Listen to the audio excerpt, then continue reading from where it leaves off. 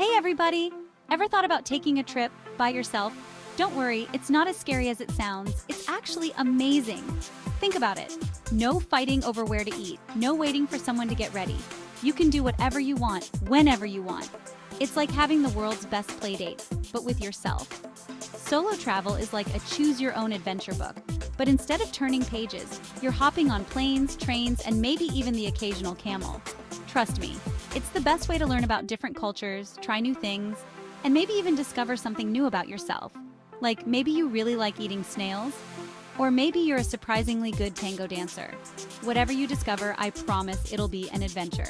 So, buckle up, Buttercup, because we're about to embark on a hilarious journey through the wonderful world of solo travel. Okay, first things first, packing. We've all been there, staring at a suitcase the size of a small car, wondering how we're going to fit our entire lives into it. But when you're traveling solo, you gotta pack light. Remember, no one's there to judge you if you wear the same shirt twice or 3 times. I once tried to fit a whole watermelon in my carry-on because, well, I love watermelon. Let's just say it didn't end well. The lesson here? Pack only the essentials. And by essentials, I mean snacks. Lots and lots of snacks. You never know when you'll need an emergency bag of chips or a chocolate bar to bribe a monkey. Trust me, it happens more often than you'd think.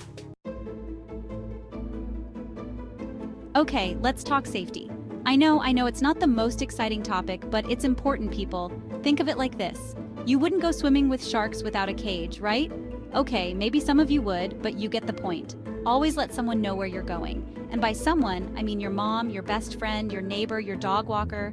Basically anyone who will notice if you suddenly stop posting selfies.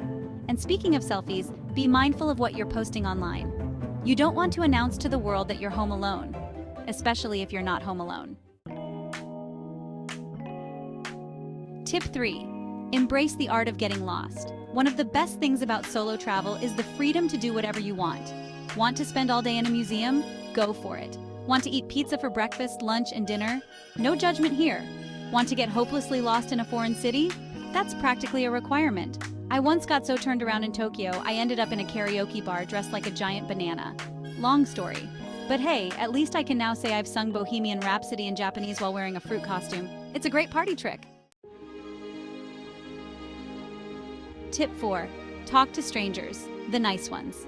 I know, your parents always told you not to talk to strangers, and that's good advice for when you're 5. But when you're traveling solo, talking to strangers is how you make friends, get recommendations, and maybe even score a free meal. The key is to use your best judgment. If someone seems sketchy, trust your gut and walk away.